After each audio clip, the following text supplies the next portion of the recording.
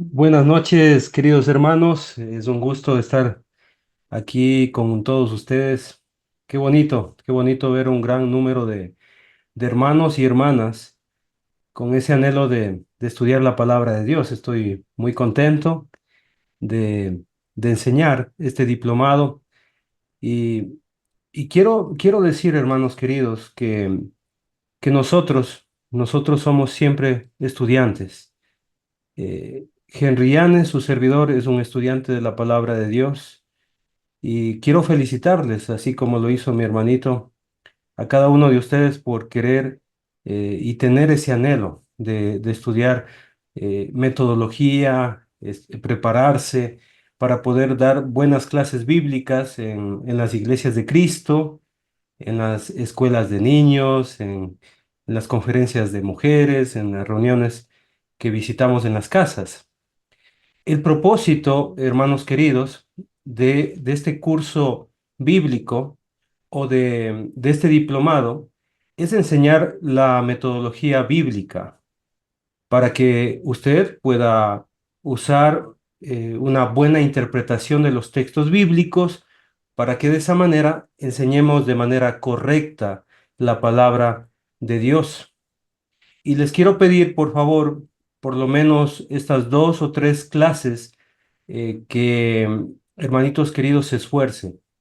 Vamos a aprender metodología, vamos a estudiar la Biblia de manera seria para evitar, hermanos queridos, dar estudios bíblicos copiados del Internet, para evitar tomar diapositivas del Internet y enseñar lo que uno piensa.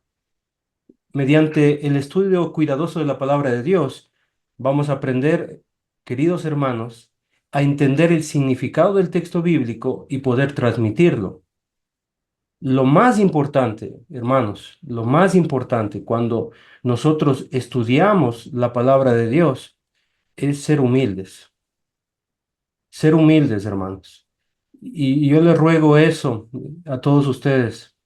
Tengamos un corazón humilde para aprender de los demás. Y también, hermanos, la responsabilidad. Es muy importante eso. Ser muy responsables en la presentación de un estudio bíblico. Obviamente, cuando vamos a presentar un estudio bíblico, se requiere de horas, a veces días, semanas de estudios de la palabra de Dios. Algunos probablemente ya estudiaron conmigo exégesis y hermenéutica. Por favor, les pido que tengan paciencia. Tengan paciencia, hoy van a aprender otras cosas nuevas en este estudio, porque vamos a aprender a estudiar las escrituras para poder enseñar, de eso se trata. En estas primeras clases vamos a aprender términos, principios y procedimientos para estudiar la Biblia de manera sistemática. Vamos a estudiar también algunos pasajes juntos. Esos pasajes nos van a dar mucha información y usted va a poder presentar los estudios bíblicos, ¿sí? Hermanos queridos, usted va a aprender en este curso bíblico a hacer comentarios del texto bíblico. Va a poder explicar un texto bíblico y también aprenderá a hacer apuntes para hacer buenas aplicaciones a los textos de la palabra de Dios. Ahora, antes de nada, me gustaría que por favor vamos a Esdras capítulo 7. Les ruego por favor que abramos la Biblia en Esdras capítulo 7 y vamos a irnos. Voy a utilizar, durante este estudio, voy a utilizar una herramienta que se llama ISOR. Es una aplicación para Windows, es una aplicación de una Biblia. Voy a compartir, hermanos. Esta puede descargarse gratuitamente, no tiene costo. Espero que ustedes noten ahí. Es una de las herramientas que su servidor utiliza. Esdras capítulo 7. Muy bien. Espero que lo esté mirando ahí en la pantalla. Muy bien. Capítulo 7, versículo 6. Por favor, les voy a pedir que algún hermano, bueno, yo voy a mirar aquí quién está disponible. Hermano Samuel Díaz, versículo 6, por favor.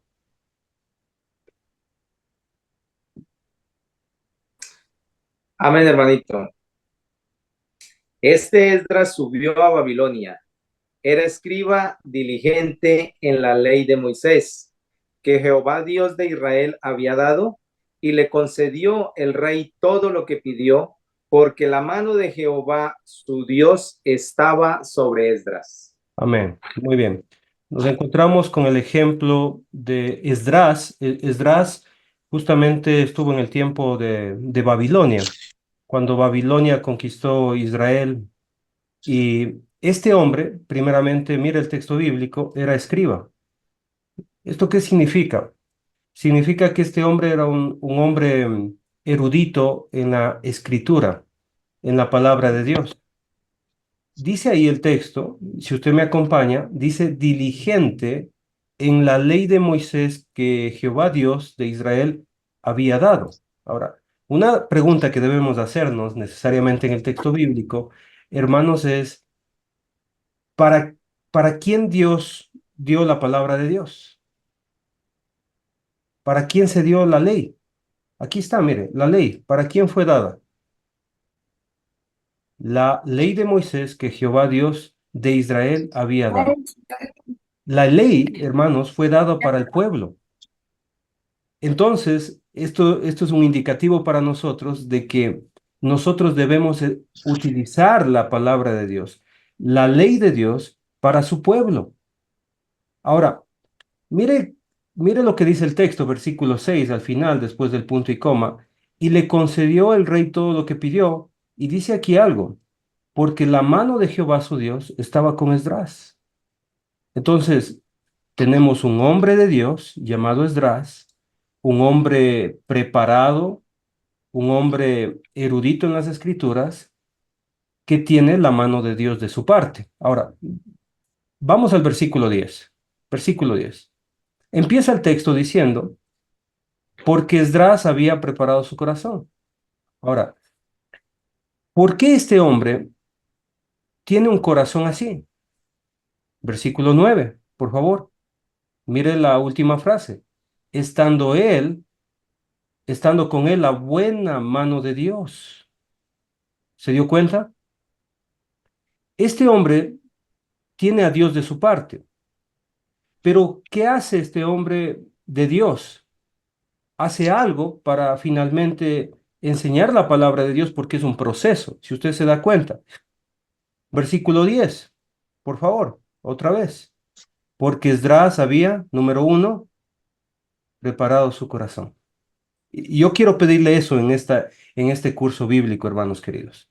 Prepare su corazón primero. Que usted tenga un corazón dispuesto para aprender la palabra de Dios. Número dos, para inquirir. Luego de tener un corazón dispuesto, un corazón que está anhelando conocer de Dios, llega el segundo paso. El segundo paso es inquirir la ley de Jehová. La palabra inquirir significa investigar. La palabra inquirir significa estudiar a profundidad, significa prepararse. Así que este es el proceso que debemos hacer siempre. Preparar el corazón, ahora prepararnos intelectualmente, estudiar la palabra de Dios, pero note usted la ley de Dios. Pero punto número 3, dice el texto aquí, mire, ¿para qué más? Para cumplirla. Eso significa que todo predicador, antes de enseñar a la gente, debe ser una persona que obedece a Dios, que lo que predica, practica. Hay mucha gente que no hace caso a los predicadores porque a veces los predicadores no son obedientes a Dios. Y finalmente, luego de esto, para enseñar a Israel sus estatutos y decretos. ¿Notó? Entonces, tenemos versículo 6, tenemos a un escriba, un estudioso diligente. Versículo 10, tenemos a un hombre preparado en su corazón, pero también preparado en el estudio bíblico. tenemos también a un hombre que obedece a Dios, y este hombre que tiene todas estas cualidades y todo este proceso está listo para enseñar la escritura a los demás. Así que le ruego, hermano querido, hermanita, no dé estudios bíblicos sin prepararse. No enseñe la palabra de Dios sin preparar su corazón, sin investigar. No dé estudios bíblicos, hermanitos queridos, sin obedecer primeramente a Dios. Amén. ¿Estamos listos? Ok. Ahora sí, luego de haber estudiado esta parte, me gustaría, hermanos queridos, empezar con la metodología. Quiero, antes que nada, mostrarles algo, mostrarles algo. Ok, ¿qué es la metodología? La metodología es una herramienta de carácter intelectual. Voy a ponerles un ejemplo. Usted en su casa decide hacer una piscina para sus hijos. En otros países le llaman una alberca, si no me equivoco, y decide hacerlo con herramientas simples, con una pala, un pico, tal vez una barra, y empieza a hacer a mano todo el trabajo. Lo va a lograr, pero le va a costar mucho, pero mucho tiempo sacar toda esa tierra. Va a ser difícil. Pero hermanos queridos, es diferente si nosotros utilizamos una mejor herramienta. Si nosotros utilizamos una pala mecánica, una retroexcavadora, aquí se llama así en Ecuador, podemos hacer el mismo trabajo en poco tiempo, en cuestión de horas, hermanos queridos. Eso es la metodología. La metodología es herramienta intelectual que nos ayuda a alcanzar nuestro objetivo más rápidamente. Vamos a hacer las cosas más rápidas. ¿Es costoso? Sí. Tiene que ver con un esfuerzo intelectual un poquito más grande, sí, pero son procedimientos que podemos adquirirlos, aprenderlos para nosotros estudiar los textos bíblicos de manera más objetiva. ¿Estamos de acuerdo? Vamos a aprender algunos términos y yo quiero pedirles, hermanitos queridos, que por favor tengan mucha paciencia, ¿sí? Tengan mucha paciencia en aprender estas herramientas. La metodología. La metodología bíblica es un conjunto de procesos, reglas, principios que nos ayudarán a conocer mejor el mensaje de Dios y vamos a aplicar correctamente el significado a nuestro tiempo. Sí, amados hermanos. Muy bien, vamos con la primera palabra. Es un poco difícil, yo sé para muchas personas, pero hay que aprenderse. Obviamente lo que voy a enseñar va a ser algo muy sencillo porque no vamos a entrar mucho a profundidad, sino que les voy a mostrar una herramienta usable que usted puede utilizar. No necesita estudios universitarios, usted no necesita ser un magíster en alguna rama, no, no, no. Cualquier persona puede aprender esto y yo les animo a ser muy pacientes y dedicados. Vamos con la primera palabra. Es la exégesis. Es un nombre femenino que se pronuncia la exégesis. El que hace exégesis es un exégeta. ¿Sí? ¿A qué se refiere con exégesis? Exégesis es un concepto que involucra una interpretación crítica y completa de un texto. No necesariamente texto bíblico. Le explico muy bien. La exégesis es utilizada, hermanos queridos, por personas seculares. Es utilizado para analizar cualquier tipo de texto antiguo, obras de libros apócrifos, obras de textos antiguos, de manuscritos de personas. que no inspiradas por Dios, escribieron. Entonces es una herramienta que utiliza el mundo secular, pero nosotros también la utilizamos. La tarea de la exégesis es determinar lo más cerca posible lo que Dios quiso decir en un pasaje determinado. ¿Qué no es la exégesis? La exégesis, hermanitos queridos, no es lo que el texto significa para mí. No, no, no es lo que significa para mí. Es lo que Dios quiso que signifique. ¿Estamos de acuerdo? Es lo que Dios quiere transmitirnos a nosotros y es encontrar ese significado. Muy bien. Por favor, anote este concepto. Alguien, si quiere leer este libro, le aconsejo muy bien. Se llama La lectura eficaz de la Biblia. Lo escribió Gordon Free y Stuart en 1981, cuando antes que yo naciera se escribió este libro. Es muy, muy bueno. Él dice, Gordon Free y Stuart dicen lo siguiente. La exégesis, anótelo muy bien, la exégesis es el estudio cuidadoso y sistemático de la escritura para describir el significado original propuesto. Voy a repetir esto. Es el estudio cuidadoso y sistemático de la escritura para describir el significado propuesto. Así que, queridos hermanos, en palabras más sencillas, la exégesis es encontrar el significado del texto bíblico usando, y quiero aquí compartir algo, mis amados hermanos, con todos ustedes. Me gustaría compartir algo, si me dan un segundito. Aquí estamos. Muy bien.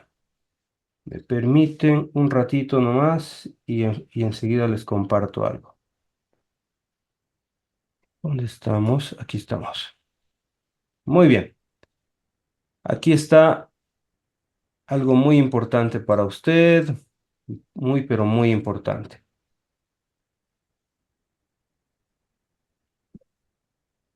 La exégesis, hermanos queridos, tiene que ver con el estudio del texto bíblico en el tiempo bíblico. Es el estudio del texto bíblico en el tiempo bíblico. Por ejemplo, hermanos queridos, cuando usted escucha en la escritura, cuando usted escucha en la escritura, amados hermanos, por ejemplo, usted escucha la palabra velad, velad. A qué se refiere con velad? Escuchamos velad, velad. No sé si han escuchado cuando leen, ahí dice velad en oración. A ver, me gustaría escucharlos. A ver, hermana Vicky, velad, Es mantenerse alerta. mantenerse alerta. Hermano Ernie, velad. Hermano Santiago, ok. Perdón, como constantemente, Atento, constante, muy bien. Santiago Pineda, velad, Estar alerta, pendiente, muy bien, despierto. muy bien. Déjenme decirle, hermanos queridos, si yo pienso en el texto bíblico en aquel tiempo, en ese tiempo no tenían luces LED, no teníamos bombillos o focos, no había la luz eléctrica. Entonces, ¿qué se utilizaba en aquel tiempo? Las velas, velas. las velas. De ahí proviene la palabra velad. ¿Se dio cuenta? Si yo Sí. pienso en el tiempo bíblico, en el tiempo en que fue escrito el texto bíblico, me doy cuenta que tiene que ver con algo que sucede en la noche. Obviamente lo que ustedes dijeron estaba muy bien, pero el texto se refiere a eso, mis amados hermanos. Ahora, usted ha escuchado la parábola de los talentos, la parábola de los talentos, ¿verdad que sí? Muy bien. Eh, Cuando hablamos de los talentos, obviamente hoy en día, a qué lo interpretamos rápidamente? A ver, sin, No necesita usted saber mucho del texto bíblico, pero sí ha escuchado la parábola de los talentos. ¿A ¿Qué interpretamos hoy en día? Con confianza. ¿A qué nos referimos Dinero. cuando hablamos de talentos? Hoy en día, sin utilizar los métodos. ¿A qué? Talentos. A uno A le dio las habilidades que 5, se han desarrollado. a las Tener habilidades, algunas habilidades. ¿a qué más? A las Es la cualidades, preparación, hermano, de los cristianos para la espera de nuestro Dios, hermano. ya, las cualidades. Pero Saber administrar también. saber administrar, ok. Pero déjeme decirle algo. Los talentos no se referían a eso. Cuando usted escuchaba en aquel tiempo talentos, se refería a una cantidad de dinero. Un talento, hermanos queridos, equivalía a más o menos $100,000 en nuestro tiempo. O sea, lo que Dios le entregó a cada uno fue cantidad de dinero. Por eso le decía, no debías ponerlo ¿dónde? Al siervo inútil. ¿Dónde debía poner esos talentos? En el banco. ¿Se dio cuenta? Y por lo menos ganar intereses.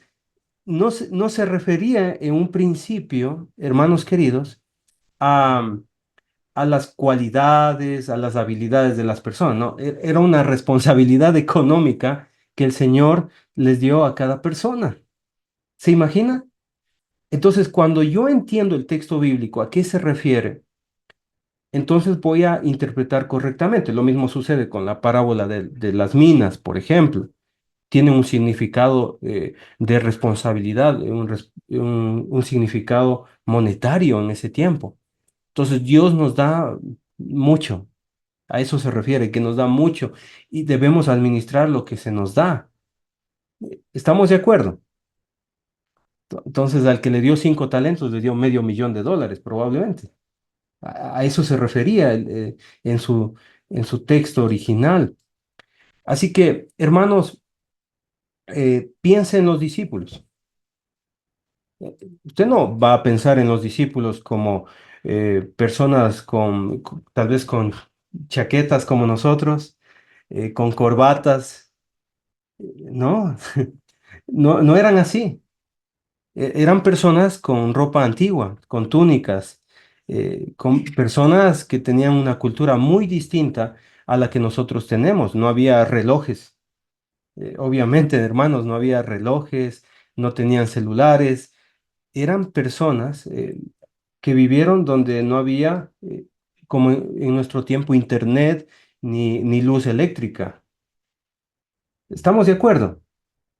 Tenemos necesariamente, hermanos queridos, que pensar en el tiempo bíblico, en el tiempo antiguo, y, y no hacer directamente las aplicaciones. Por favor, le ruego eso, hermanos. No vaya directamente a hacer aplicaciones. Por ejemplo, quiero darle muchos ejemplos para que usted entienda eh, lo que estamos haciendo, entendiendo la exégesis. Por ejemplo, no tenían calendario como nosotros tenemos. No tenían enero, febrero, marzo, abril, mayo, junio, julio. No tenían eso. Ni siquiera tenían lunes, martes, miércoles, jueves, viernes, sábado y domingo. No tenían esos días, ni nombraban esos días. Por ejemplo, lunes, martes, miércoles, jueves y todos esos son de origen pagano. Lunes, Luna, martes, Marte, miércoles, Mercurio, jueves, Júpiter, viernes, Venus. Entonces, los días que nosotros tenemos tienen nombres distintos a lo que los judíos normalmente ellos mencionaban. ¿Estamos de acuerdo? Y tenemos que pensar en el tiempo bíblico. Por ejemplo, ustedes han escuchado, por ejemplo, en Hechos 27, ¿han escuchado cuando dice cada primer día de la semana? ¿No es cierto? ¿Alguien de ustedes ha escuchado eso? Sí, ¿verdad? Reunidos los discípulos para partir el pan. Un texto muy conocido, pero mire lo que sucede. ¿Quieren que les enseñe a leer un poquito de griego? ¿Les gustaría? Rapidito, así como Sí, práctica. hermano, Ok, adelante. ok, vamos rapidito. Entonces usted puede ir, hermanos, les voy a pedir, ok, aquí estamos. Voy a hacer junto con ustedes, usted puede practicar esto también en su casa, es muy fácil. Voy a compartir pantalla y nos vamos para Google. Vamos a Google. Aquí estamos. Están todos aquí, ¿verdad? Están conmigo. Muy bien. Tenemos aquí, buscamos Google y nos vamos acá, en el buscador. Por ejemplo, estamos hablando de Hechos, capítulo 20, versículo 7. ¿Están todos aquí? Conmigo, ¿verdad? Luego de poner ahí en Google, Hechos 27, coloca lo siguiente. Logos, K, logos. Logos. Ok. Entonces lo busca. Y aquí hay una página web que se llama Logos K Logos. Ok. Se trata de una Biblia interlineal de español y griego. Qué tremendo que es la tecnología hoy en día, hermanos. Les cuento que antes los estudiosos de la Biblia, ellos tenían una Biblia en griego que tenía números Strong. Strong se llamaban esos números. Y tenían aparte un diccionario con números Strong. Entonces buscaban el número y iban al diccionario. Entonces físicamente se tenía que realizar ese proceso. Vean, cómo es la tecnología y Dios también nos ayuda. Mire, solamente hago un clic y estoy dentro de una Biblia interlineal, una Biblia, si no me deja aquí, ok, ok, aquí estamos. Es una Biblia interlineal y tenemos aquí en el pasaje de la Reina Valera, tenemos lo siguiente. En el primer día de la semana, reunidos los discípulos para partir el pan, Pablo les enseñaba, habiendo de salir al día siguiente, y alargó el discurso hasta medianoche. Entonces, aquí tenemos el griego. No se me asuste, es lo más sencillo que hay, hermanos. Esta parte, las letras verdes son el griego, ¿sí? Y aquí bajito, nosotros tenemos en letras rojas la traducción, la traducción. Pero mire lo que dice en el texto original. Bueno, en el texto en griego, diría uno de mis profesores. Dice, empero el uno de los sábados. O sea, aquí dice el uno de los sábados. O sea, en el texto de, del griego se traduciría domingo como uno de los sábados o el primer día de la semana. Y la palabra sábado, si yo quiero saber en griego, sería de abrir el número strong, es este número de aquí, dice lo siguiente, sabatón, sabatón.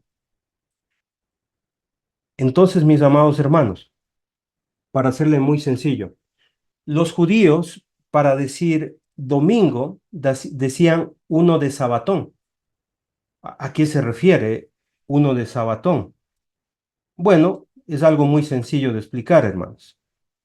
Por ejemplo, en Hechos 27, en Marcos 16, en Primera de Corintios 16, cuando hablamos cada primer día de la semana, cada uno de vosotros de como propuso en su corazón. Por qué decidieron los eruditos, los traductores de la Biblia, poner primer día de la semana? Porque un judío decía un día de sabatón, es decir, un día desde el reposo, un día desde el reposo. Entonces, para un judío, hermanitos queridos, decir domingo, decían el uno de un día desde el reposo. Así mencionaban el domingo. Entonces, ellos se expresaban de esa manera. Por eso los traductores decidieron colocar, para que nosotros entendamos, el primer día de la Ujú. semana o uno de sabatón. Entonces, el que no sabe este contexto histórico, dice, mira, hay que reunirse el sábado, porque no saben el contexto histórico de cómo fue escrito. ¿Se dio cuenta? ¿sí? Entonces, es muy importante, amados hermanos, entender el contexto histórico, conocer el tiempo bíblico e interpretar correctamente el texto. Es muy, pero muy importante. Amados hermanos, bueno, espero no haberles confundido. En nuestras Biblias se traduce el primer día de la semana, es decir, el día domingo. Uno de Sabatón para los judíos se refería al día domingo. Ahora bien, cuando pensamos en el tiempo bíblico, mis queridos hermanos, podemos investigar. O sea, yo le animo a ser muy diligente, a ser una persona que investigue. Por ejemplo, si usted se encuentra estudiando algo de los evangelios, abra por curiosidad, abra e investigue. Al último de las Biblias tenemos, hermanitos queridos, eh, tenemos mapas. Investigue. Si usted se encuentra, por ejemplo, en el libro de Marcos y se encuentra con el mar de Galilea, investigue. Investigue dónde está el mar de Galilea. Si usted se encuentra en el texto bíblico con la palabra Capernaum, mire, ¿dónde se encuentra Capernaum? Si usted encuentra a Jerusalén, busque Jerusalén. Y si usted se encuentra con Decápolis, busque dónde se encuentra Decápolis. Yo le invito a ser muy diligente y darse cuenta de lo que está sucediendo, ¿sí? Por ejemplo, la esclavitud en aquel tiempo era algo muy, muy normal, la esclavitud. Hoy en día se llama trata de personas. Pero quiero que sepa usted que para muchas personas ser esclavo representaba estabilidad, representaba estar protegido por su amo, representaba tener una protección. De hecho, muchos esclavos anhelaban que tener buenos amos y querían vivir bajo el yugo de esclavitud de ciertos amos. Era algo normal y por eso en la Biblia nosotros incluso encontramos leyes para los esclavos. Por ejemplo, tenían leyes muy distintas a las que nosotros tenemos. Por ejemplo, si usted está estudiando el caso de Jesús, si aquí hay abogados, les va a interesar esta situación. Hermanos, por ejemplo, Jesucristo fue juzgado injustamente a las 5 de la mañana, imagínense, cuando todo estaba cerrado, cuando no había el proceso jurídico correspondiente. Ellos utilizaron la política presionando a Pilato para que haga una sentencia y vaya el proceso un poquito más rápido y por eso le condenaron al Señor Jesucristo. Entonces, uno puede investigar. Cuando usted hace exégesis, le pido por favor que no haga aplicaciones rapidísimo a nuestro tiempo, ¿sí? Lo que vamos a hacer cuando hacemos exégesis son preguntas que tienen que ver con el texto bíblico, que tienen que ver con el tiempo bíblico. ¿Estamos de acuerdo? No debemos apresurarnos y decir qué significa para mí. Primero tenemos que saber qué significó para aquel tiempo. ¿Estamos de acuerdo? ¿Qué significó para ese tiempo en que fue escrito, amados hermanos? ¿Sí? Muy bien, avancemos un poquito más. Vamos a hablar de otra palabra. Bueno, antes de avanzar, me gustaría dar una conclusión aquí de la palabra exégesis, especialmente para mis hermanitos que tal vez yo he estado dando muy técnica la clase. Hermanitos queridos, la exégesis es una herramienta que nosotros utilizamos para saber qué significa el texto bíblico en el tiempo bíblico. ¿Estamos de acuerdo? Es una herramienta que nos ayuda a conocer el significado del texto bíblico en el tiempo bíblico. Así de sencillo, ¿sí? Eh, Vamos a avanzar de a poquito, con mucha paciencia. Y si tienen alguna pregunta de exégesis, me gustaría en este momento que la hagan, hermanos queridos. ¿Alguien tiene alguna pregunta? No, hermano. Ok. Dicen los que enseñan Probablemente se entendió todo, o tal vez, o tal vez no me entendieron nada. Espero que se entienda todo, hermanos queridos.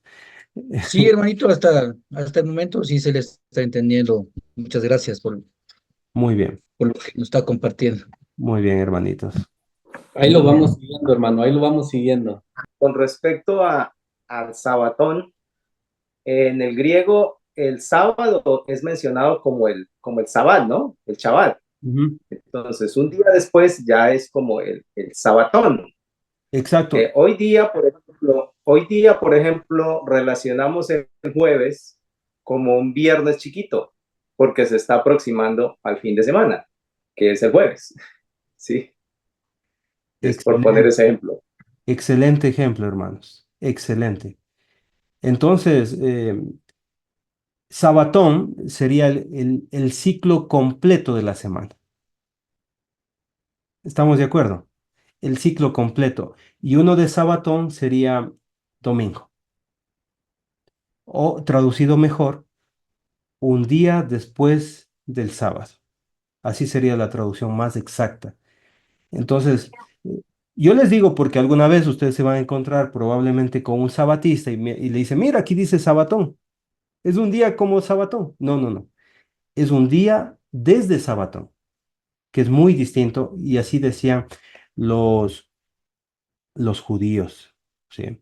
Muy bien, pasemos. Bueno, una cosa nada más. Diga mi hermano. Eh, la importancia que le daban los hebreos y pues muchos de los escribientes de la palabra de Dios son hebreos, entonces, y las cartas van dirigidas más a los hebreos que a los gentiles, aunque hay algunas para los gentiles, pero le daban mucha importancia al sábado. Nosotros le damos importancia al domingo y decimos que es que el domingo es el primer día. Y en Ujú. realidad el domingo, el primer día, debería trabajarse, pero no se trabaja el primer día. Para ellos era el sábado era el importante. Entonces todo se relaciona en función del sábado. Amén. Sábado, el primer día antes del sábado o el primer día eh, después del sábado y luego el segundo día después del sábado y así hasta llegar otra vez, ya es sábado otra vez. Muy bien. Bueno, pienso que eso es lo que ocurría. Exactamente. Entonces, mire, cuando nosotros pensamos en el tiempo bíblico y pensamos en nuestros hermanos hebreos de aquel tiempo, va a ser mucho más fácil entender la escritura. ¿Sí? Muchas gracias los comentarios. Mire, avancemos. Vamos a aprender otra palabra. Es la palabra iexégesis. ¿Sí? Eh, voy a describirles esta palabra. Es eisegesis, es exactamente. Ei, la I, ségesis. Eisegesis. Tenga mucho cuidado. Eisegesis es un procedimiento en el cual la persona coloca su pensamiento al texto bíblico. Es decir, quiere enseñar sus propias ideas y utiliza textos bíblicos. Es decir, que cuando hacemos exégesis, estamos imponiendo al texto bíblico un significado previamente establecido. Y este procedimiento, hermanos queridos, ignora todo método de interpretación bíblica. Se presta a hacer herejías y se hace cosas que nunca deberíamos hacer. ¿Sí?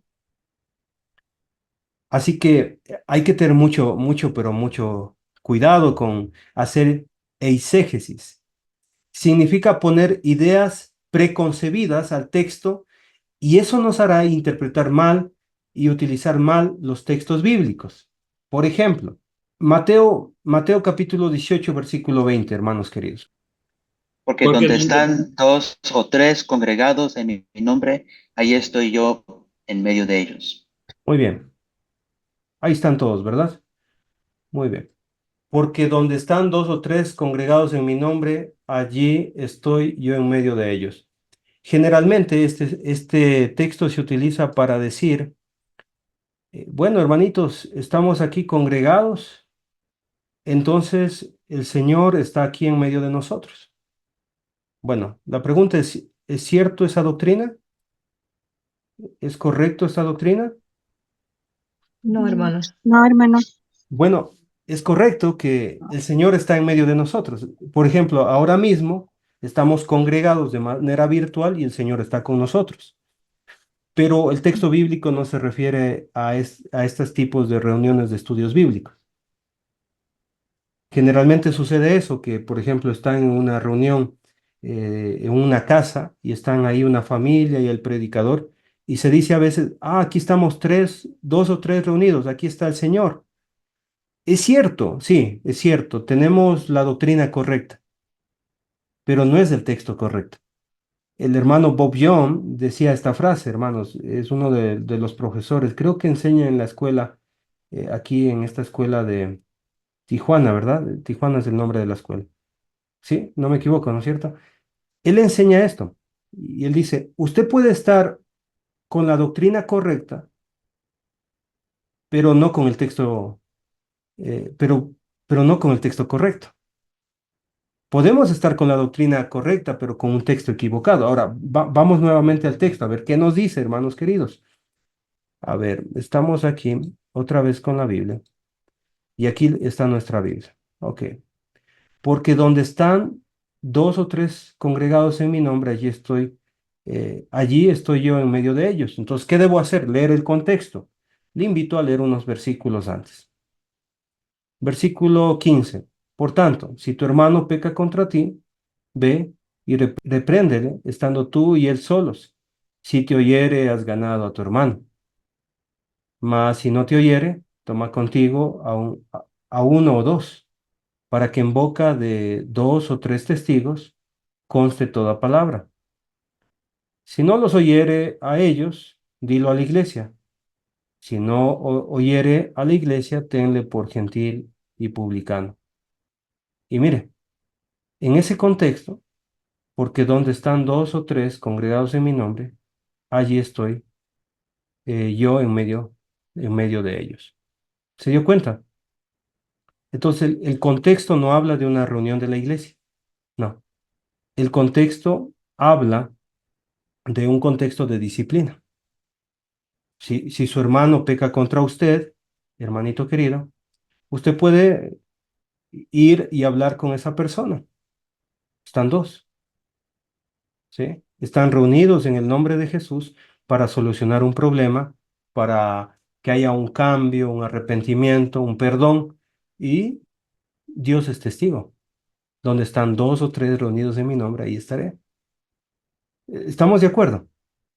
Entonces, a veces utilizamos los textos fuera de contexto. Obviamente necesitamos entender el texto. Y alguien me dirá, si estamos dos o tres reunidos en mi nombre y está Jesús, yo le digo amén, porque nuestro Dios es omnisciente, es omnipresente. Nuestro Dios es todopoderoso y va a estar en medio de nosotros. Lo está en medio de nosotros ahora mismo, pero debemos aprender a utilizar el texto bíblico en su contexto. Vamos con otro ejemplo, hermanos queridos. Vamos con Amós 5, 21 al 23. Ok, voy a compartir también el texto bíblico, mis hermanos. Ahí estamos.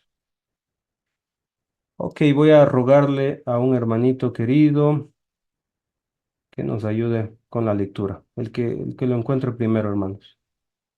Dice, aborrecí, abominé vuestras solemnidades, y no complaceré en vuestras asambleas. Quieres vuestros holocaustos y vuestras ofrendas, no los recibiré, ni miraré a las ofrendas de paz de vuestros animales engordados. Quita de mí la multitud de tus cantares, pues no escucharé las salmodias de tus instrumentos. Muy bien, hasta ahí nomás. A veces el hermano de la Iglesia de Cristo, para defender la doctrina de que no debemos utilizar instrumentos musicales, utiliza un texto como Amós capítulo 5, versículo 21 al 23. Entonces, en su afán de defender la doctrina, utiliza textos, pero este texto no se refiere a la iglesia del Nuevo Pacto, se refiere a Israel. Entonces, ¿por qué Dios no quería las salmodias? ¿Por qué no quería los instrumentos de ellos?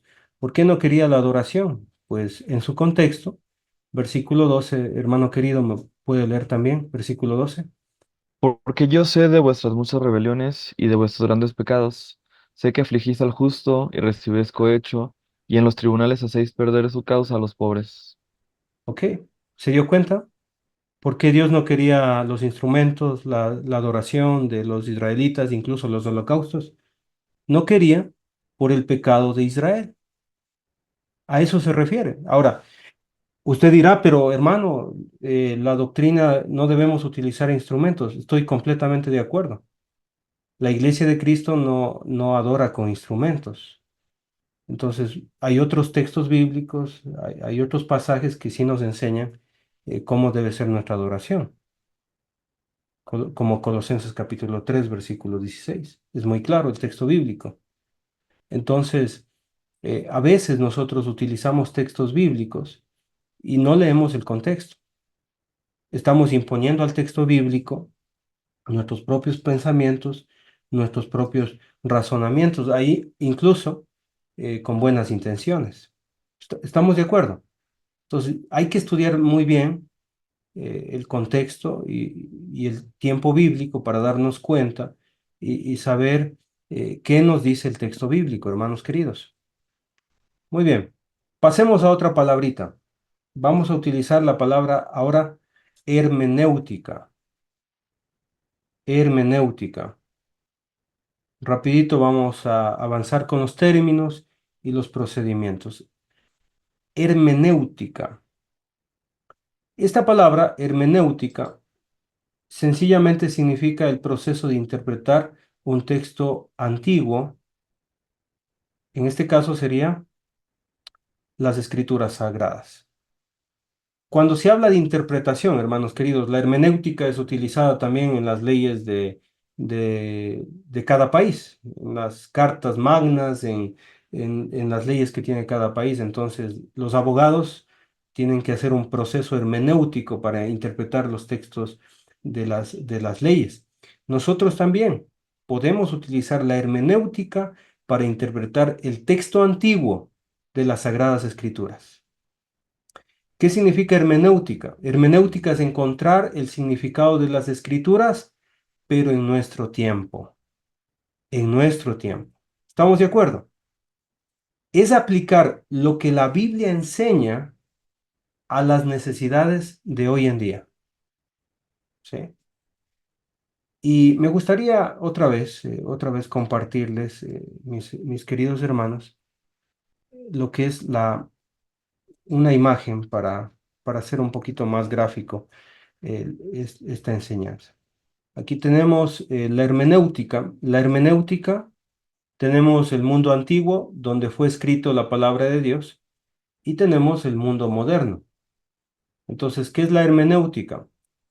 Es el proceso en el cual hacemos una buena interpretación del texto antiguo y lo aplicamos correctamente a nuestro tiempo. Eso es hermenéutica. Que el mensaje de Dios, que Él quiso enseñar a su pueblo, sea correctamente aplicado a nuestro tiempo, al mundo contemporáneo.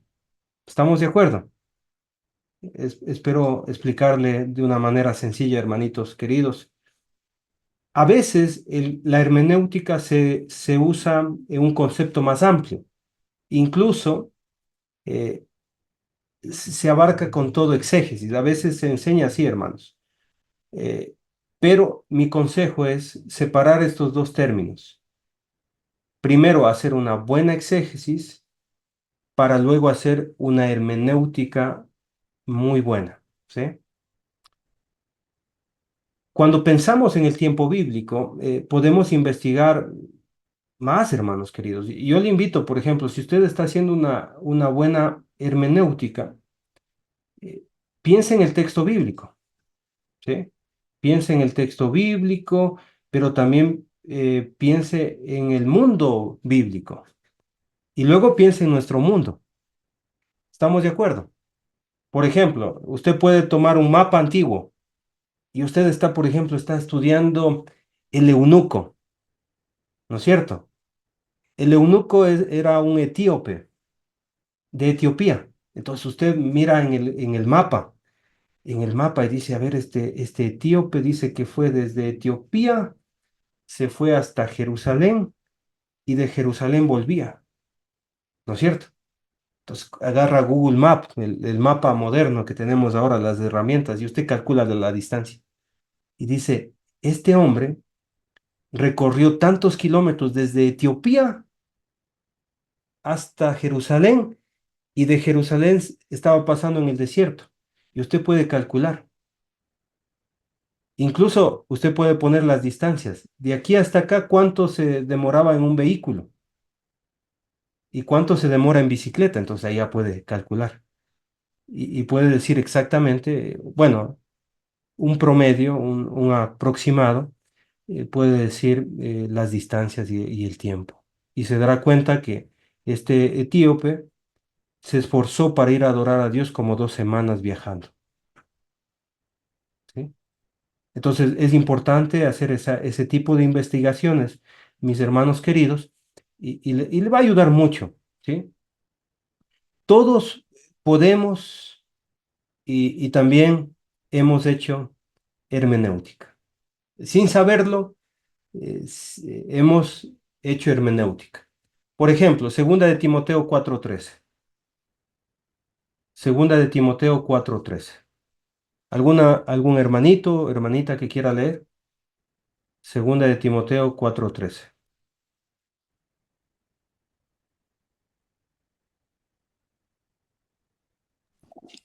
La palabra de Dios dice, trae cuando vengas el capote que dejé en Troas, en casa de Carpo, y los libros, mayormente los pergaminos. Ok, entonces hagamos una interpretación.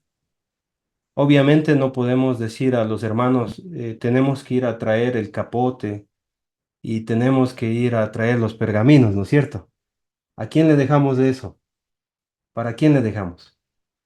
¿Lo dejamos para quién? Para Timoteo, ¿no es cierto? Que él los traiga, porque ya no se puede en este tiempo. Entonces estamos haciendo una hermenéutica. ¿Se da cuenta? Una interpretación del texto bíblico, ¿no es cierto? Porque probablemente ya llegaba el invierno, porque él necesitaba estudiar.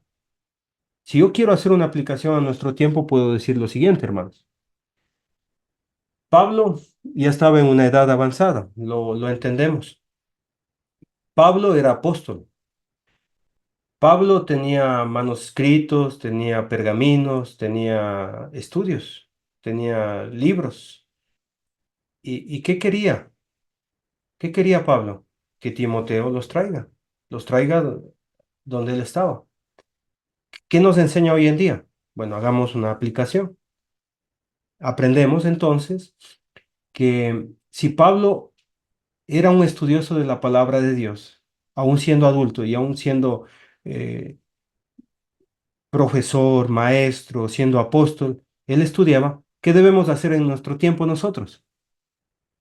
Nosotros también debemos ser diligentes, debemos ser estudiosos, debemos prepararnos en la palabra de Dios. Así se hace una buena interpretación, hermanos queridos. ¿Sí? ¿Se dio cuenta? Estudiar, investigar, prepararnos, exacto. Eso debemos hacer nosotros. Eso es una aplicación en nuestro tiempo. Entonces, entendemos el texto en el tiempo en que fue escrito. ¿Estamos de acuerdo? Y luego hacemos una aplicación correcta en nuestro tiempo. Muy bien, continuemos. Sigamos hablando de la hermenéutica. Vamos con 2 ejemplos más. Muy bien. El famoso texto bíblico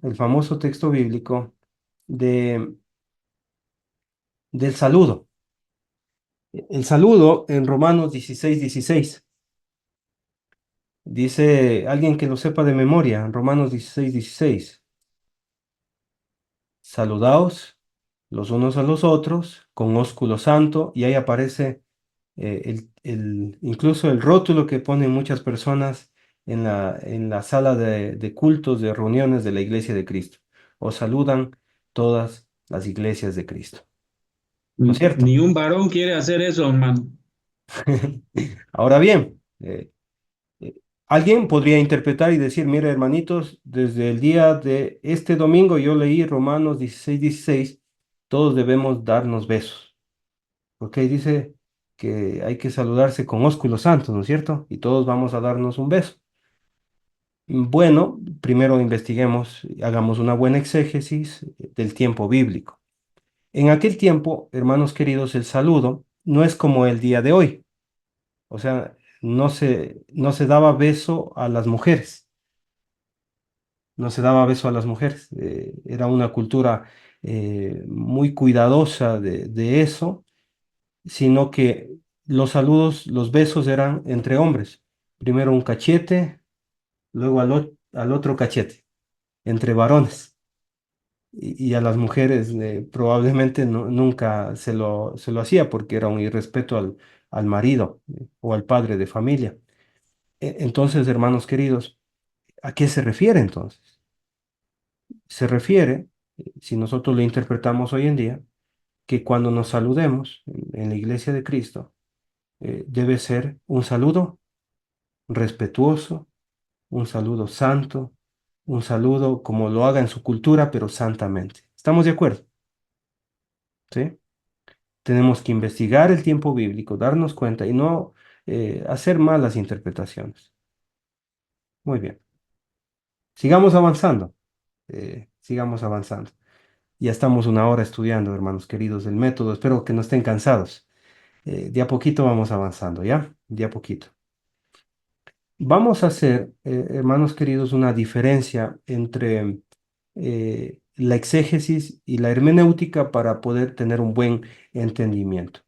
Voy a compartir pantalla en este momento. Muy bien.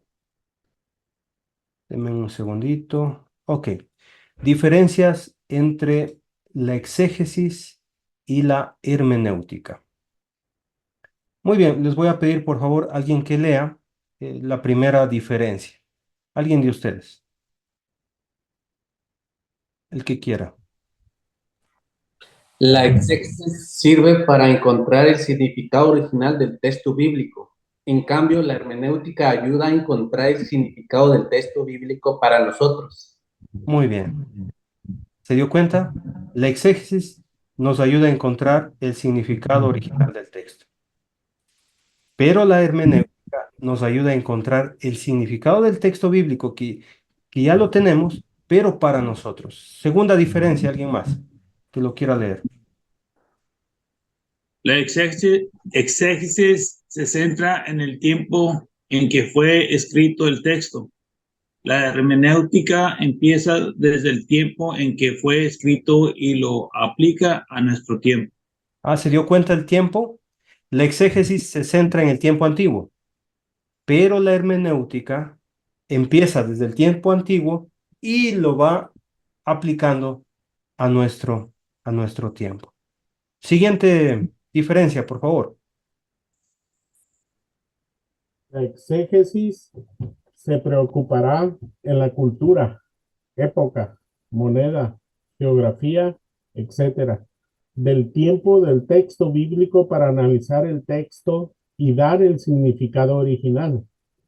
En cambio, la hermenéutica, una vez conocido el significado del texto, en el tiempo que fue escrito, lo aplica a nuestro tiempo, pensando objetivamente en no adulterar la palabra de Dios. Muchas gracias. Entonces, si hago una exégesis, pienso en la cultura de aquel tiempo, la época, la moneda, la geografía, todo lo que tenía que ver con el tiempo antiguo. Y si hago eso correctamente, voy a hacer una buena hermenéutica en nuestro tiempo, amados hermanos. Amén. Muy bien, continuamos. Entonces, una pregunta que quiero hacerles es, ¿qué se debe hacer primero? Hermanitos, ¿qué se debe hacer primero? Se debe hacer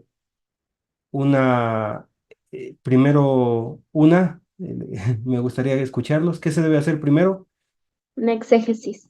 Exégesis. Exégesis, hermano. Y luego, Primero la exégesis y luego la hermenéutica. muy bien. Ya Primero, después la hermenéutica. primero hay que orar. Primero exégesis, luego hermenéutica. Yo les dije Hermenéutica. que algunos profesores enseñan que la hermenéutica abarca todo exégesis. Pero yo quiero enseñarles a diferenciar para poder hacer correctamente las cosas. Empezamos desde el tiempo antiguo, hacemos una buena exégesis y luego hacemos una buena aplicación a nuestro tiempo. Otra vez les pido a mis hermanitos queridos que primera vez están teniendo este tipo de clases, que tengan mucha paciencia, no se retiren del curso, digan, qué difícil que lo está poniendo el hermano Henry. Son palabras un poquito difíciles, pero hermanos, tenga paciencia y ya en la práctica, ya después de 2 o 3 clases, vamos ya ahí con los textos bíblicos y va a ser más fácil, ¿sí?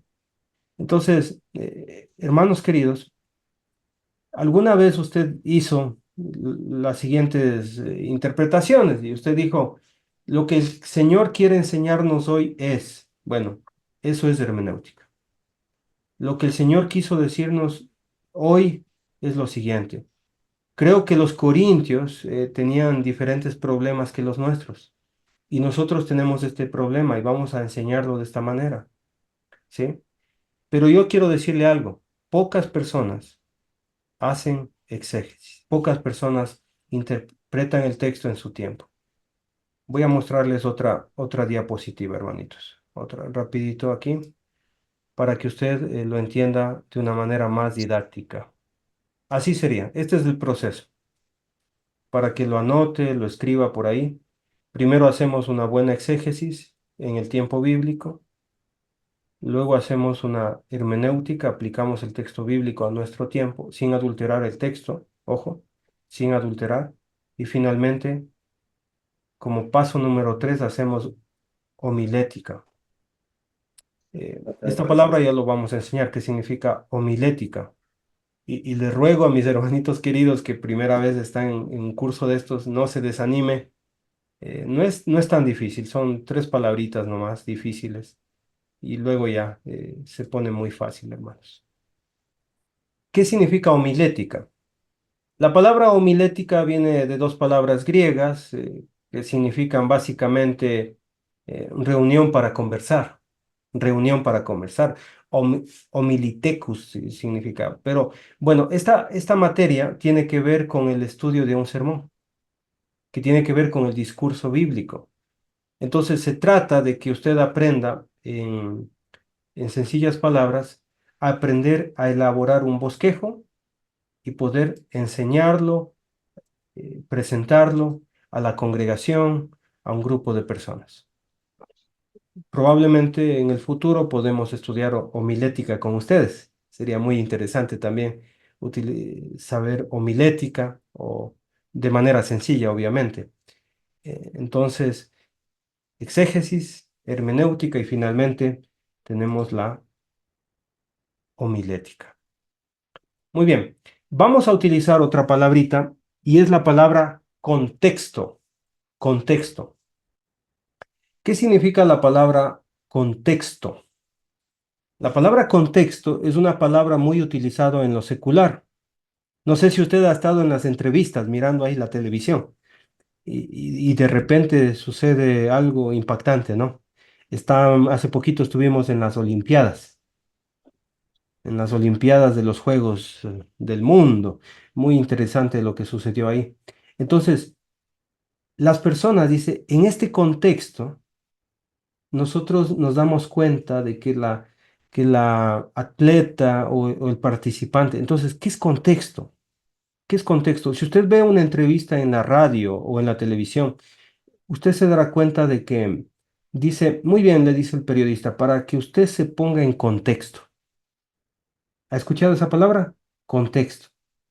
Esa misma palabra, hermanitos queridos, se utiliza en la Biblia.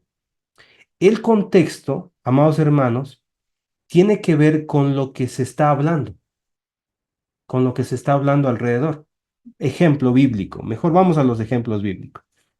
Usted está en Juan capítulo 3, versículo 16, ¿verdad? Es el texto más famoso de la Escritura. Juan capítulo 3, versículo 16. ¿Sí? Alguien lo puede incluso recitar de memoria. Está bien. Porque de tal manera amó Dios al mundo. ¿Se acuerda, verdad? Es el texto muy famoso. Pero, ¿qué es el contexto? El contexto es saber quién dijo estas palabras. El contexto es saber a quién se dijo estas palabras. Entonces, muchos saben de memoria Juan 3:16, porque de tal manera Dios amó al mundo, que ha dado su Hijo unigénito.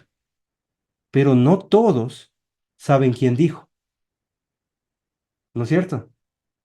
No todos saben quién dijo esas palabras. Entonces, ese es el contexto, hermanos. ¿Quién dijo esas palabras? Está abierto los micrófonos. Jesús. Nuestro Señor Jesucristo. ¿A quién dijo?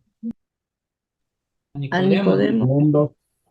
A Nicodemo, Jesús a Nicodemo. ¿sí? Pero, ¿qué conversaron antes? ¿De qué estaban hablando? ¿De qué estaban hablando ellos? El reino. Ser de nuevo, hermano, en espíritu. Estaban hablando del nacer De nuevo. de De nuevo nuevo. Ujú. y estaban hablando de nuestro Señor Jesucristo que vino en carne. Y luego explica, porque de tal manera Dios amó al mundo. Pero ¿qué dijo después? Entonces, muchos saben de memoria el versículo 16, pero no saben el 17. ¿No es cierto? Entonces, ese es el contexto, hermanos. Saber qué se dijo antes, saber qué se dijo después. Contexto. Muy importante para nosotros. Muy importante. A ver, vamos con otro de memoria. Mateo 6:33. Mateo 6:33. Alguien que lo lea. Un texto muy, pero muy conocido. Mas buscad primeramente el reino de Dios y su justicia y todas las demás cosas os vendrán por añadidura. Eh, Parece que faltó ahí un poquito la lectura. Se dijo un poco distinto el texto. A ver, alguien que lo lea exactamente como dice el texto. Mas buscad primeramente el reino de Dios y su justicia, y todas estas cosas os serán añadidas. Muy bien, yo he escuchado a veces que se interpreta este texto y se dice, mira, eh, busca el reino de Dios y te va a ir bien en la universidad. Busca el reino de Dios y te va a llegar una novia, ¿no es cierto? Busca el reino de Dios y vas a conseguir trabajo. Bueno, el texto no dice eso. El texto no dice eso para nada. Leamos el texto mejor, por favor. Entonces estábamos en Mateo capítulo 6, versículo 33. Entonces voy a compartirles nuevamente la pantalla para estar juntos en el texto. Muy bien, aquí tenemos el texto bíblico otra vez y tenemos aquí. Ok. Mas buscad primeramente el reino de Dios y su justicia y todas estas cosas os serán añadidas. Aquí está, hermanitos. Todas estas cosas, lo voy a subrayar por acá. Ok. ¿Cuáles son estas cosas? Necesitamos leer el contexto. Y yo le invito siempre, hermanos queridos, a leer el contexto. Entonces nos vamos a unos versículos anteriores, buscamos los versículos anteriores. Ok, vamos desde el 25. Por tanto os digo, no os afanéis por vuestra vida, qué habéis de comer. Ok, subrayo esto también, qué habéis de comer, qué habéis de beber, ni por vuestro cuerpo, qué habéis de vestir. Ok. ¿No es la vida más que el alimento y el alimento más que el vestido? Mirad las aves del cielo, que no siembran ni ciegan, ni recogen en graneros, y vuestro Padre Celestial las alimenta. ¿No valéis vosotros mucho más que ellas? ¿Y quién de vosotros podrá, por mucho que se afane, añadir a su estatura un codo? Y por vuestro vestido, subrayo vestido, ¿por qué os afanáis? Considerad los lirios del campo, cómo crecen, no trabajan ni hilan. Pero os digo que ni aun Salomón, con toda su gloria, se vistió así como uno de ellos. Y si la hierba del campo, que hoy es y mañana se echa en el horno, Dios la viste así, ¿no os hará mucho más a vosotros, hombres de poca fe? No os afanéis, pues, diciendo otra vez, que comeremos, subrayo, que comeremos, o que beberemos, ¿sí? O que vestiremos, subrayo también, que vestiremos. Porque los gentiles buscan todas estas cosas. Mire, todas estas cosas. Estas cosas son, obviamente, comida, bebida y vestimenta. Pero vuestro Padre Celestial sabe que tenéis necesidad de todas estas cosas. Otra vez, todas estas cosas. Mas buscad primeramente el reino de Dios y su justicia, y todas estas cosas, que serían comida, vestida y también bebida, serán añadidas. ¿Se dio cuenta? Entonces, buscad primeramente el reino de Dios y nunca te faltará comida, bebida y vestimenta. ¿Se dio cuenta? Sí. Pero a veces hacemos malas interpretaciones porque no leemos el contexto bíblico. Así que, eh, hermanos queridos, destruida la doctrina de la prosperidad. ¿No es cierto? Porque los que predican de la prosperidad dirían, no, busca el reino de Dios y Dios te va a dar más dinero. Te va a bendecir con casas, con vehículos, y se va a inventar ahí un poco de cosas que el texto no dice. ¿Se dio cuenta, hermanito? Entonces hay que leer el contexto. Hay que leer el contexto para que nos vaya bien en la interpretación bíblica. Ok, pasemos a otro asunto. Vamos a hablar del pasaje. El pasaje o párrafo es el conjunto de versículos. Entonces usted va a tener dos o más versículos en adelante, eso se llama un pasaje. Ok, vamos leyendo ya y vamos a considerar un pasaje. Eh, Romanos capítulo 10, versículo 9. Romanos capítulo 10, versículo 9, hermanos queridos. Y vamos a entender otra vez que el contexto y el pasaje nos van a servir para interpretar correctamente el texto bíblico. ¿Estamos de acuerdo? Ok, vamos nuevamente a nuestra Biblia. Ok, tenemos aquí la palabra escrita digitalmente, gracias a Dios. Mire, qué bendición tener herramientas. Romanos capítulo 10, versículo 9. Ok, ustedes se van a encontrar con este texto, un texto explicado y enseñado por muchos grupos religiosos. Que si confesares con tu boca, alguien que lea, por favor, para escucharlos, hermanos. Me gustaría escucharlos. Que si confiesas con tu boca que Jesús es el Señor y crees en tu corazón que Dios le levantó de los muertos, serás salvo. Amén. Muy bien, entonces muchas personas utilizan este texto y dicen, mira, tú, si quieres ser salvo, lo único que tienes que hacer es confesar con tu boca. Ok, y leemos y dice así. O sea, dice prácticamente eso, que si confesares con tu boca, lo dice claramente, que Jesús es el Señor y crees en tu corazón que Dios le levantó de los muertos, ya serás salvo. Dice el texto bíblico, pero hermanos, tenemos un contexto, obviamente.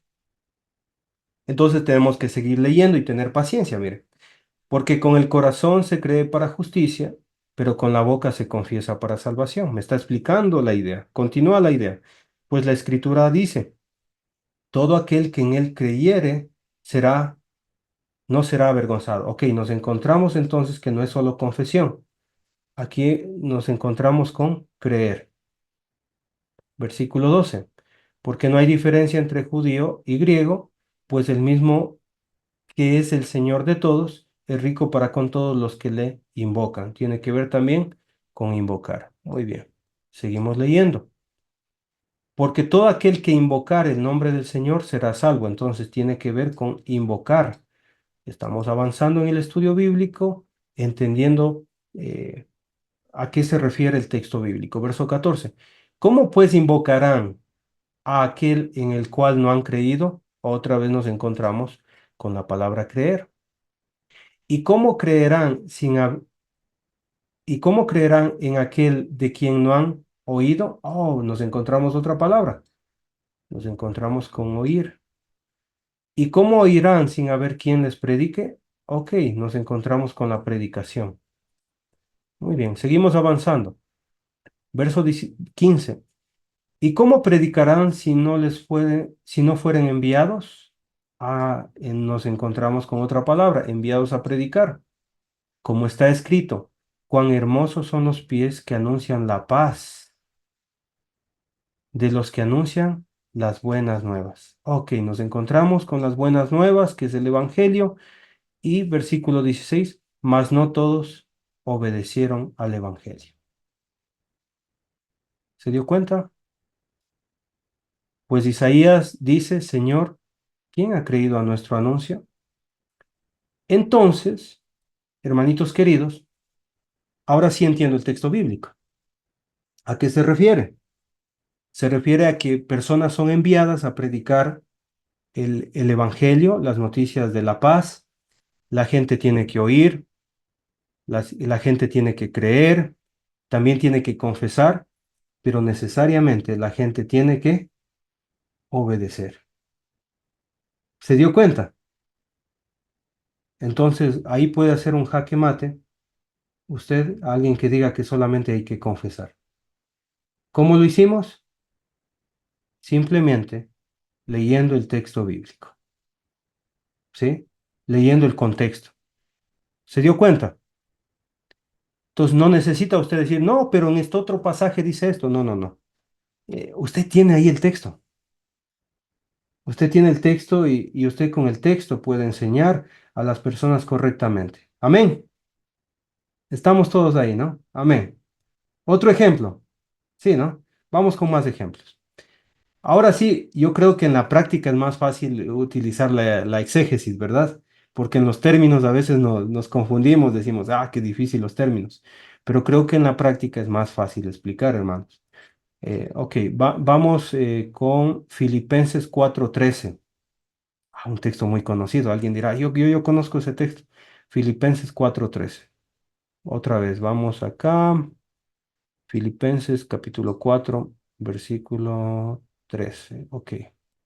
Vamos a compartir la pantalla para que todos estén ahí. Muy bien, hermanitos queridos. Muy bien. Alguien que lea el versículo 13. Todo lo puedo en Cristo que me fortalece. Qué bonito texto, ¿verdad? Amén. Todo lo puedo en Cristo que me fortalece. Pero debemos preguntarnos en qué contexto. ¿Cómo así? ¿Quién dijo esas palabras? ¿Y por qué las dijo? Y a ustedes les va a encantar lo que va a decir. Si ustedes no sabían, miren, solamente vamos a leer unos versículos un poquito más antes. Versículo 10. En gran manera me gocé en el Señor de que ya al fin habéis revivido vuestro cuidado de mí. Pablo les está diciendo a los filipenses, estoy muy contento, estoy gozoso que ustedes se acordaron de mí. Estoy muy contento por eso. De lo cual también estabais solícitos y ustedes estaban queriendo ayudar, pero os faltaba la oportunidad. Y esto estaba diciendo a la iglesia con emoción Pablo, versículo 11, no lo digo porque tenga escasez, pues he aprendido a contentarme cualquiera sea mi situación. Y dice en palabras muy humildes, hermanitos, no digo todo esto porque me falte algo. Miren la humildad de Pablo. Yo me contento cualquiera sea mi situación, cualquier sea puedo estar en escasez, pero sigue diciendo, sé vivir humildemente y sé tener abundancia. En todo y por todo estoy enseñado. Así para estar saciado como para tener hambre. Así para tener abundancia como para tener necesidad. ¿Y sabe qué? Lo que estaba diciendo Pablo en realidad es que ustedes llegaron con su ayuda en el momento adecuado. Y en mi necesidad, cuando a mí me faltaba la comida, cuando me faltaba lo básico, llegó la ayuda suya. Y esa ayuda hizo que Pablo diga, todo lo puedo en Cristo que me fortalece. Todo lo puedo en Cristo que me fortalece. Y es tremendo, hermanos. Cuando usted tal vez oyó ese texto, todo lo puedo en Cristo que me fortalece, pero con el contexto, hermano, con el contexto, este texto se vuelve tremendo, se vuelve maravilloso. ¿Sí? Manuel Santa Cruz, hermano querido. Siga, por favor. ¿Sería esa, hermano Henry, una acción de alabanza de Pablo para el Señor Jesús? Amén. Sí. Es una acción de esperanza. Es una acción en el cual estaba necesitado y Dios llega con el sustento adecuado en el momento adecuado. Entonces Él hace esa exclamación, todo lo puedo en Cristo que me fortalece en el momento de necesidad, imagínense. Eh, es muy interesante cómo sufrieron los apóstoles, hermanos. Pero le da más sentido al texto, ¿verdad? Le da muchísimo sentido al texto. Entonces yo le pido, hermanos, lea el contexto, lea el pasaje. Santiago capítulo 5, versículo 15. Santiago capítulo 5, versículo 15. Este es un texto un poquito más difícil. Es un poquito más difícil. Y si quieren más explicación, con mucho gusto, hermanos. Ok, el que lo encuentre, deme un segundito, por favor. Ahora sí, por favor puede leer. Y la oración de la fe salvará al enfermo, y el Señor lo levantará, y si hubiere cometido pecado, le será perdonado. Amén. Y nosotros nos podemos preguntar, ¿qué de esto? O sea, ¿por qué dice el texto, la oración de fe salvará al enfermo y lo levantará? Y si hubiere cometido pecados, le serán perdonados. Lo que sucede, hermanos, es que yo necesariamente tengo que tener un contexto más amplio. Y debo entender qué estaba sucediendo. Bueno, en el contexto inmediato, versículo 16 dice, confesaos vuestras ofensas. ¿Se dio cuenta? ¿Qué estaba pasando en la iglesia de Judea y Samaria? Esta palabra es clave, hermanos. Entre hermanos había mucha ofensa. Tiene mucho sentido. Capítulo 3 habla de la lengua. Capítulo 4 habla de las guerras y pleitos que había entre ellos. En el capítulo 5 anteriormente habla de la murmuración. Y dice el texto, orad unos por otros para que seáis sanados. Entonces, ¿qué estaba sucediendo aquí, hermanos? Las iglesias de Judea y Samaria estaban siendo castigadas por el Señor. Había enfermedad. Debían confesarse los pecados para ser perdonados.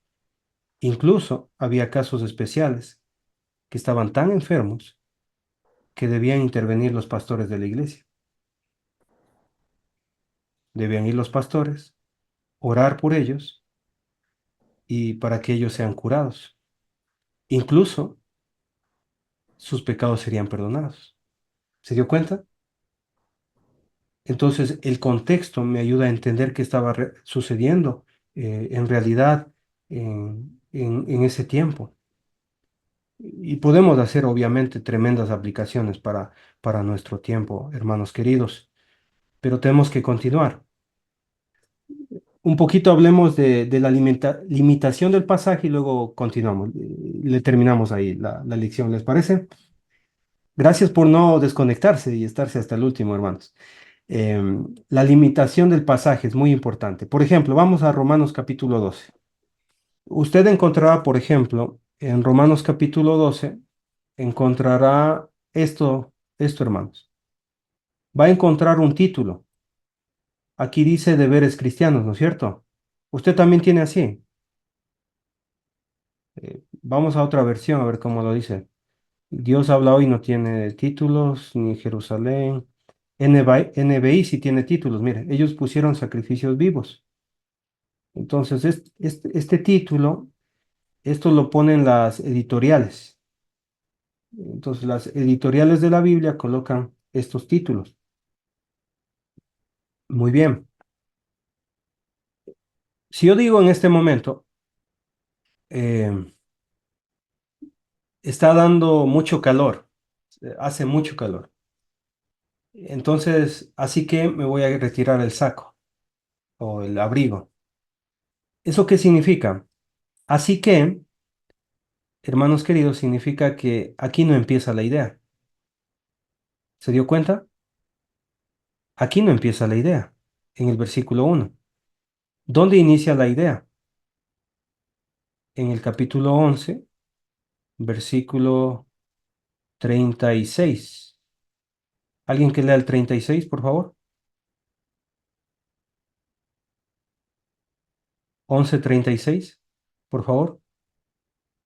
Porque de Él y por Él y para Él son todas las cosas, y a Él sea la gloria para los siglos. Amén. Siga leyendo.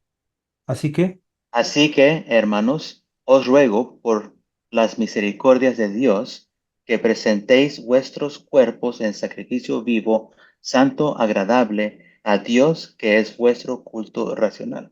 ¿se dio cuenta? Tiene más sentido, ¿verdad? Ujú. Si empieza en el versículo 36, tiene más sentido. Porque de Él y por Él y para Él son todas las cosas. Así que, os ruego por las misericordias de Dios que presentéis vuestros cuerpos. La verdad es que la Biblia, eh, en su original, nunca tuvo capítulos ni versículos, sino que alguien los colocó. Por ejemplo, la historia lo dice, hermanos queridos, en 1226, Esteban Lacton, él colocó los capítulos. Esteban Lacton, en el año 1226.